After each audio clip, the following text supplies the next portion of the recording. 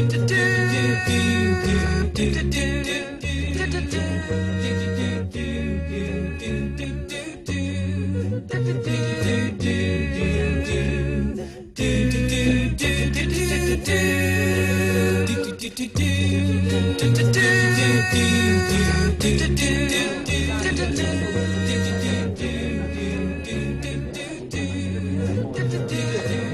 bien, bienvenue à notre étude biblique pour cette semaine et bienvenue à vous aussi, nos téléspectateurs. On fait penser à vous qui sont à la maison. Si vous avez une Bible, allez la chercher. Nous allons chercher plusieurs passages d'Écriture aujourd'hui pour notre étude. Eh bien, jusqu'à date, on a étudié deux sujets importants. Premièrement, l'existence de Dieu. Est-ce que Dieu existe? Et une autre question, même plus importante, pourquoi qu'on croit que Dieu existe? Et on est arrivé à certaines conclusions.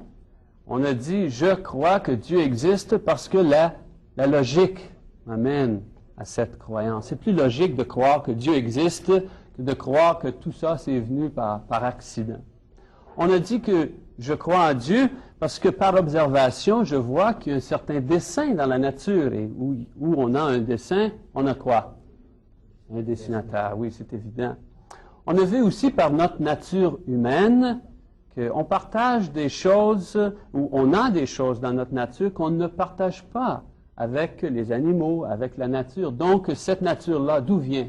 Eh bien, elle doit venir d'une nature plus haute que la nôtre. Et finalement, on a la Bible elle-même qui nous donne de l'information qui ne vient pas d'une source humaine, mais qui vient d'une source plus haute que l'homme. Dans notre émission, on a parlé de la Bible elle-même et comment Dieu se sert de la Bible pour communiquer avec nous. Autrement dit, la Bible est l'outil de communication que Dieu se sert pour communiquer avec nous. Eh bien, cette semaine, nous allons parler de Jésus-Christ. Et vous savez ce qu'on a fait? On était sur la rue Sainte-Catherine de nouveau. On était voir les gens, on a posé la question, qui est Jésus-Christ? Et voici les réponses que les gens nous ont données. Et si j'étais pour te poser la question, qui est Jésus-Christ? C'est qui cette personne-là? Quelle réponse donnerais-tu à cette question-là? C'est une personne de l'histoire. Pour moi, c'est l'être suprême. Le Fils de Dieu. Ce personnage-là, c'est un saint pour moi. Ce que je peux dire que il y a des chrétiens qui croient en sa religion. Moi, personnellement, je suis musulman, je crois à Mohamed. Puis, c'est ça. Chacun croit à une religion. Le bouddhiste croit à la vache. Pour moi, c'est un symbole. C'est rien d'autre. C'est un symbole. Jésus-Christ est tout pour nous. Sans lui, on ne pourra pas respirer. Les feuilles ne pourront pas grouiller. Il est tout. C'est lui qui nous aide dans tout ce qu'on fait.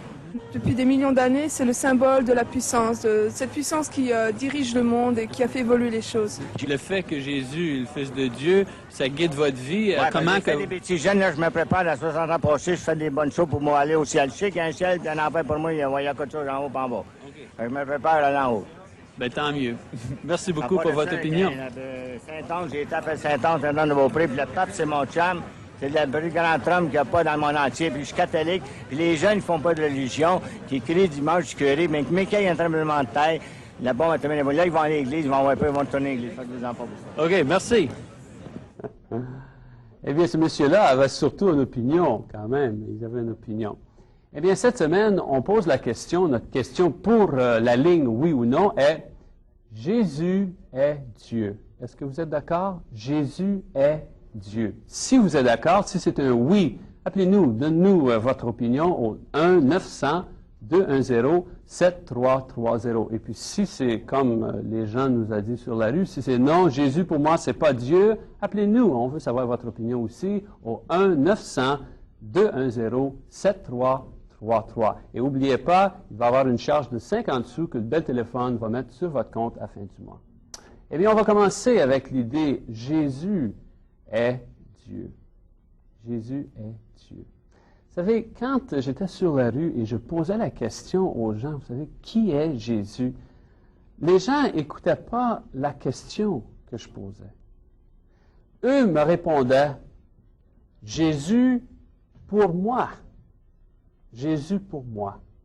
Jésus pour moi, c'est mon chum. Jésus pour moi, c'est une force. Il y a déjà eu une dame qui dit, « Oh, moi, quand je vais jouer au golf le dimanche, elle ne venait pas à l'église, elle allait jouer au golf. Elle dit, quand je vais jouer au golf le dimanche, Jésus est avec moi, il me parle. » C'est mon chum. Il y a d'autres personnes, et surtout ici au Québec, parce qu'on est au Québec, et on connaît les gens d'ici, j'ai entendu ça souvent. Jésus, c'est un petit bébé. Le petit bébé Jésus. Jésus à Noël, vous savez, les petites statues et tout autour, et le petit bébé Jésus. Le petit Jésus. Je pense que j'ai entendu dire ça plus de fois dans ma vie que n'importe autre description de Jésus-Christ. Le petit Jésus. Le petit Jésus. Si le petit Jésus veut, ou le petit Jésus il est bon. Vous savez, ce qui est intéressant, c'est que dans chaque pays, ils ont leur concept de qui est Jésus. Ici, on voit Jésus plutôt comme un enfant. Et si vous allez à des pays latins, au Mexique, on va dire, pour eux, Jésus, c'est une personne qui est morte. Nous, on va à l'église des fois et on voit Jésus sur la croix. Et quand on va dans d'autres pays, pour eux, Jésus est dans un cercueil. Jésus est mort. Jésus souffre seulement. Pour d'autres personnes, Jésus, c'est un saint. C'est une bonne personne. C'est quelqu'un qui a enseigné la morale.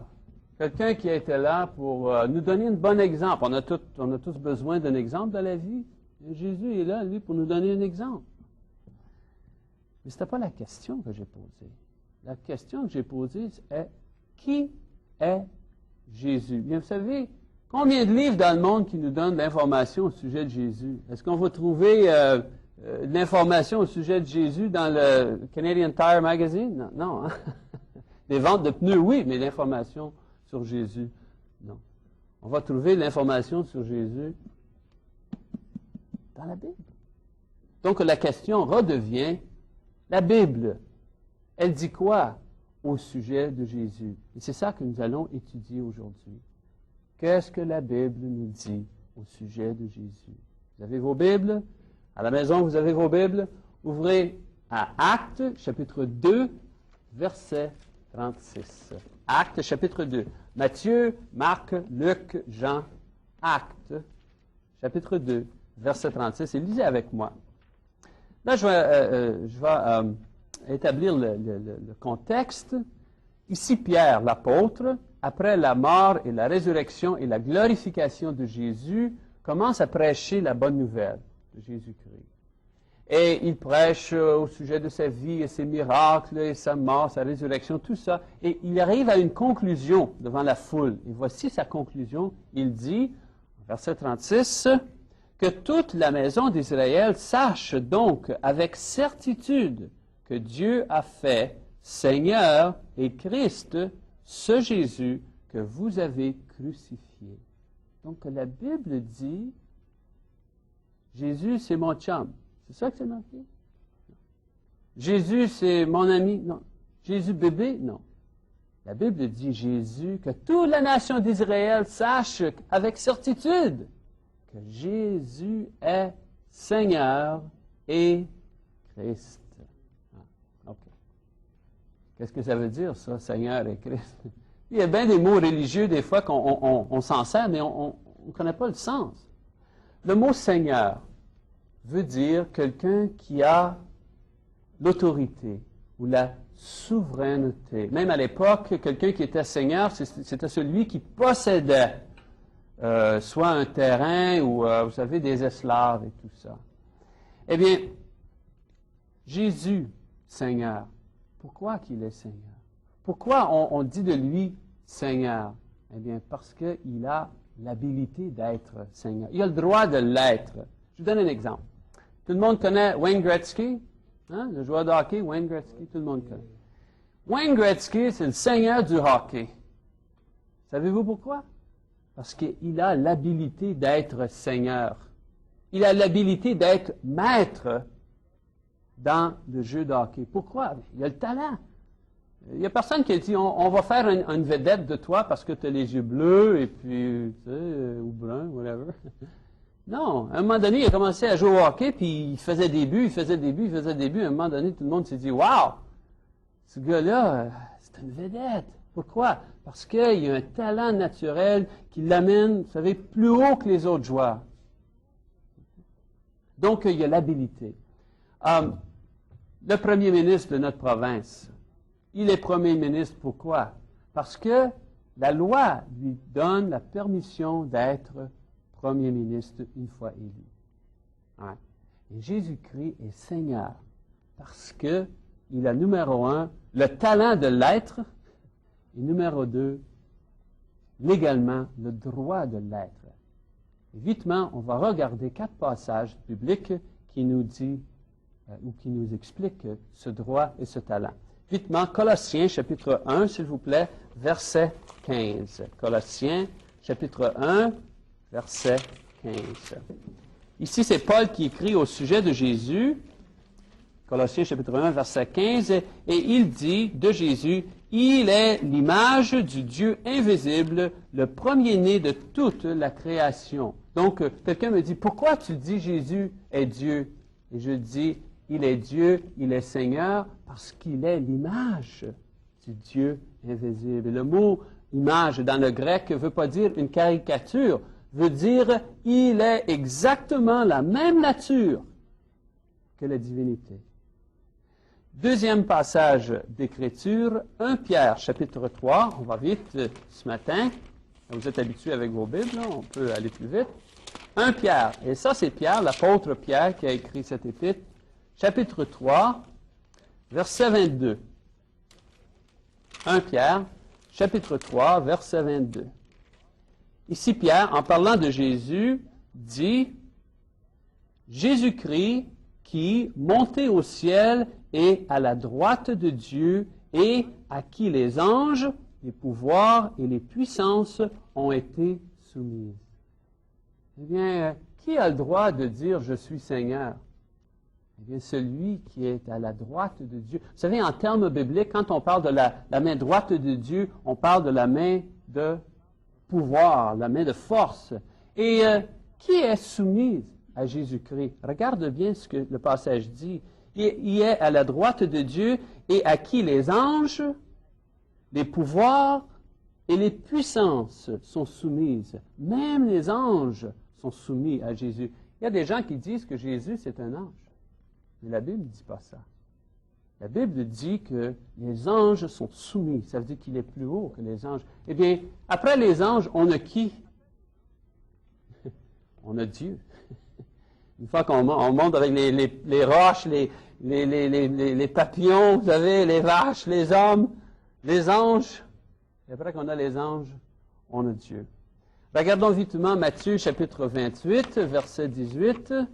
Là, Jésus lui-même parle de sa souveraineté, lui-même, de sa propre bouche, et il nous dit, pas à nous, mais à ses apôtres, verset 18, il dit, « Tout pouvoir m'a été donné dans le ciel et sur la terre. » Donc Jésus est Seigneur, il est Maître, parce que tout pouvoir, où? Juste sur la terre? Non. Dans les cieux et sur la terre a été donné à lui. Et finalement, dernier passage biblique, Colossiens, on retourne à Colossiens, chapitre 1, verset 16. On continue là. Colossiens, chapitre 1, verset 16, s'il vous plaît. Ici, Paul écrit, « Car en lui, tout a été créé dans les cieux et sur la terre, ce qui est visible et ce qui est invisible, trône, souveraineté, principauté et pouvoir. » Tout a été créé par lui et pour lui. Donc, pourquoi Jésus est Seigneur? Jésus est Seigneur parce qu'il a une nature divine, il a une position exaltée, il a une autorité complète et il a domination sur tout. Quand on va revenir, on va étudier la position de Jésus comme le Christ.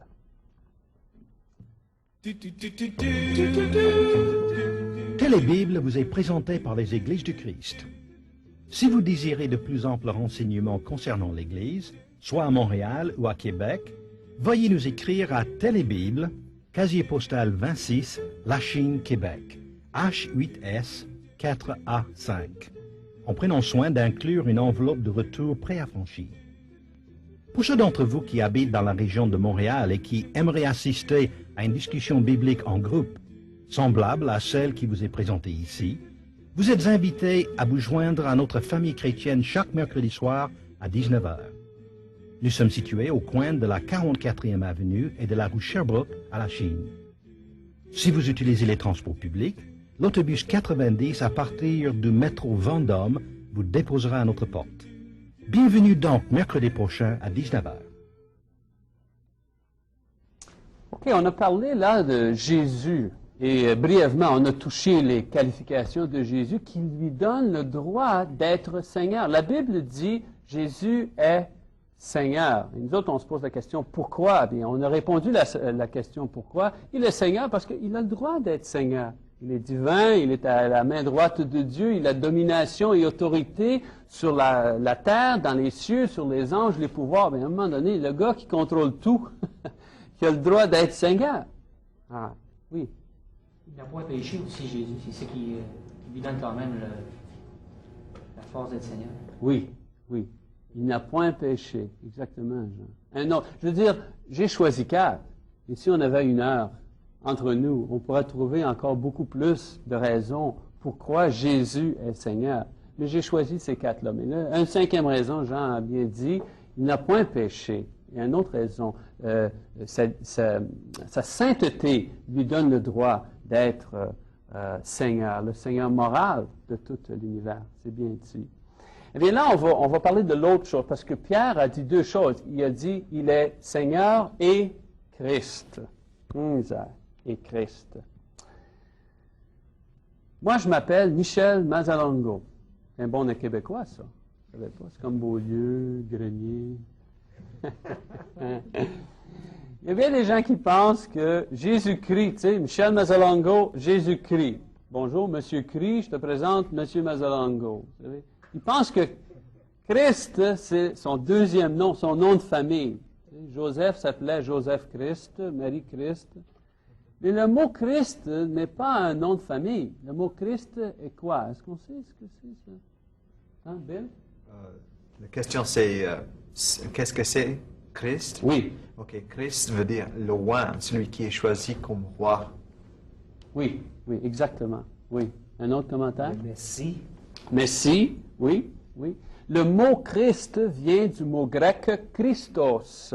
On a francisé, c'est ça le mot. On a francisé le mot grec Christos et on a fait Christ avec. Et le mot grec Christos vient du mot juif ou hébreu Mésias. Et le mot Mésias, Messie, veut dire exactement loin. Pas loin là-bas, mais loin. Est-ce que quelqu'un peut m'expliquer c'est quoi ça, loin? Hein? On enduit d'huile. Oui, la tête de celui-là. Oui, on enduit de l'huile sur une personne. Et on faisait ça pourquoi?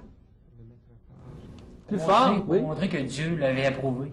Pour montrer que Dieu avait approuvé, mais plus qu'approuvé, que Dieu avait mis à part, que Dieu avait même choisi. Donc, quand on mettait l'huile sur la personne, la signification, exactement, était une consécration. Le symbole, c'était que le Saint-Esprit venait sur cette personne pour lui donner la force de faire la tâche que Dieu lui a donnée. Eh bien là, Dieu choisissait 2 sortes d'hommes par cette méthode dans l'Ancien Testament. Les premiers, c'était, on le dit déjà, des rois. Et le deuxième, c'était non, pas les prophètes, les prêtres. Les sacrificateurs étaient choisis de cette façon-là. Les rois étaient choisis pour protéger la nation, pour défendre la nation, pour, vous savez, induire le peuple comme roi de Dieu. Et les prêtres étaient choisis pour faire quoi? Pour offrir les sacrifices. Est-ce que quelqu'un sait la différence entre un prophète et un prêtre? Quelqu'un connaît la différence? Des révélations. Un prophète prend les révélations de Dieu et les donne au peuple. Le prêtre, lui, fait quoi?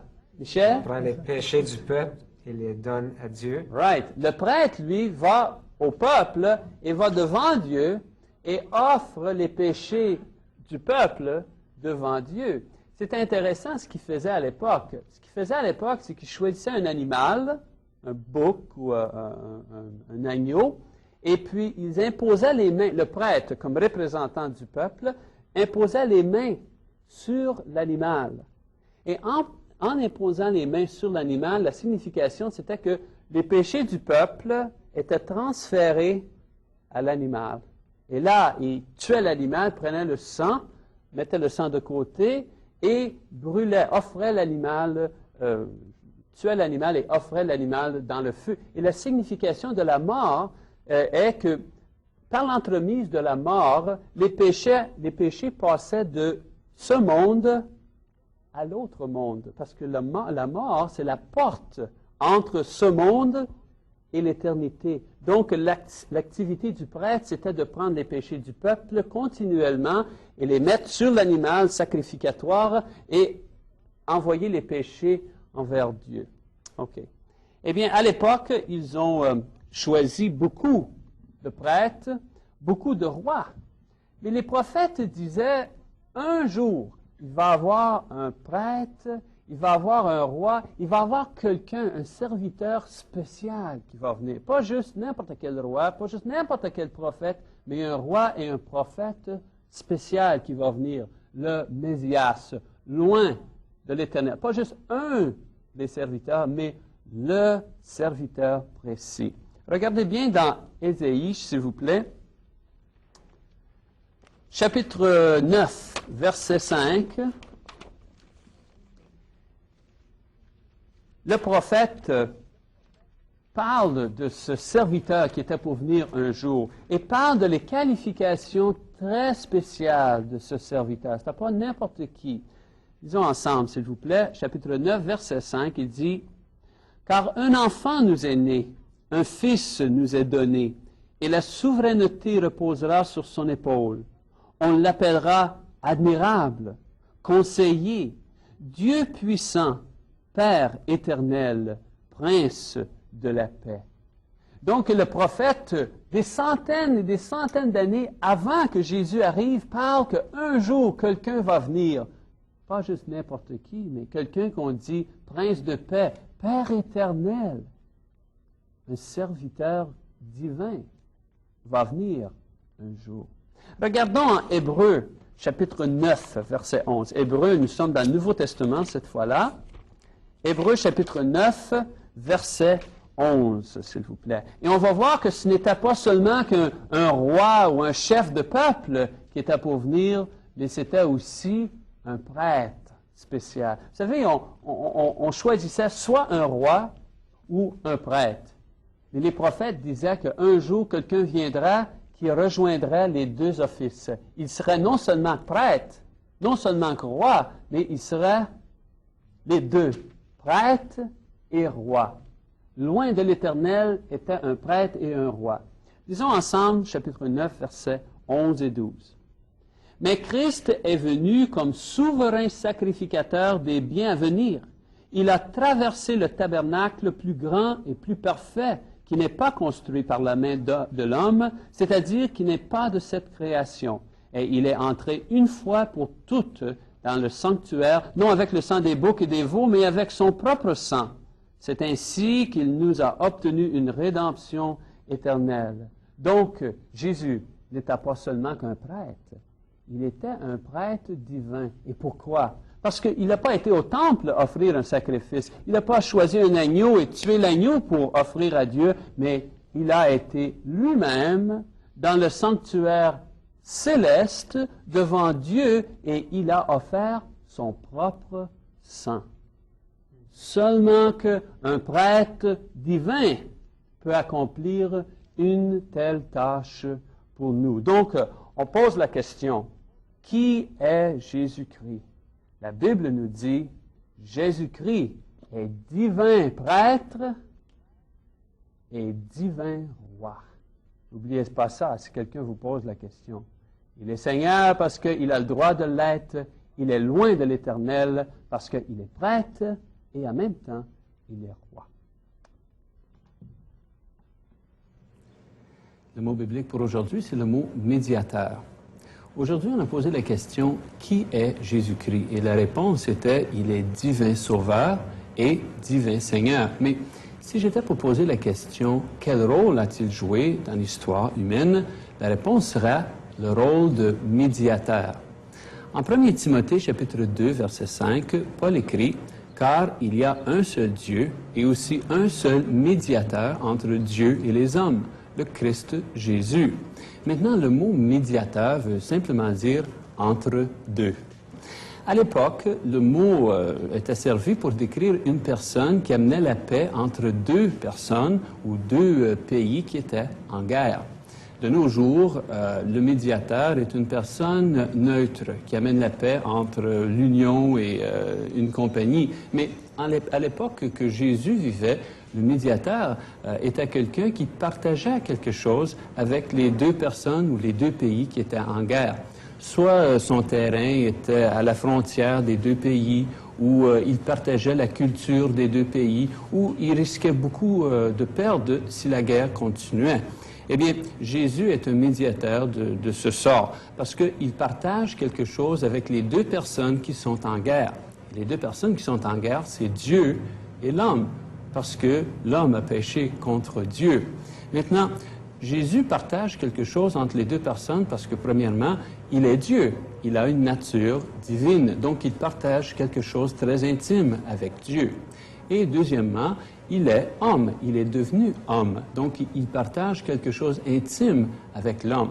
Pour cette raison, Jésus-Christ devient le médiateur parfait pour ramener Dieu et l'homme ensemble dans une paix parfaite. Donc notre mot biblique pour cette semaine, c'est le mot « médiateur ».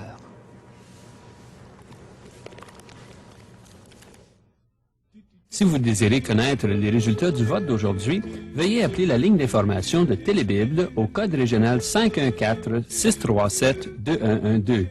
Les résultats seront disponibles 24 heures sur 24 à partir de lundi à midi. Appelez pour savoir combien de personnes sont d'accord avec vous et combien ne le sont pas. La ligne est ouverte 24 heures par jour, 7 jours par semaine. Voici encore le numéro à composer, 514-637-2112. Eh bien, on a un peu de temps qui nous reste. Je fais une petite parenthèse sur l'idée du sacrifice. Vous savez, on a tellement d'informations à partager avec vous. Je prends l'occasion. Vous savez, je vous ai dit qu'ils ont tué l'animal et puis il y avait comme du sang. Ce qu'ils faisaient avec le sang, eh bien, les cendres qui restaient là, de l'animal après que l'animal était mort, si quelqu'un était impur, hein, il y a un lépreux où il avait touché quelqu'un impur et ils étaient dans un état d'imperfection, les gens venaient voir le prêtre et le prêtre mélangeait les cendres avec le sang et mettait le sang directement sur la personne. Et le symbole de ça, c'est que la personne avait fait contact avec le sacrifice même. Et de cette façon, en faisant contact avec le sacrifice, il était maintenant pur. Eh bien, dans le Nouveau Testament, quand une personne confesse que Jésus-Christ est le Fils de Dieu et se repent de ses péchés, c'est quoi la prochaine chose qu'il fait? Il est baptisé. Eh bien, dans les eaux du baptême, nous, on vient en contact avec le sacrifice de Jésus. Et voilà la théologie derrière le pardon des péchés qu'on trouve dans les eaux du baptême. Eh bien, c'est tout pour cette semaine. Je fais penser à nos téléspectateurs. Si vous voulez voter aujourd'hui sur la question « Jésus est Dieu », on vous donne un numéro de téléphone de nouveau, 1-900-210-7330 pour les oui et pour les non, 1-900-210-7333. Eh bien, j'espère que vous allez être là la semaine prochaine, vous, les téléspectateurs, ici avec nous pour une autre édition de Télébible. Que Dieu vous bénisse tous.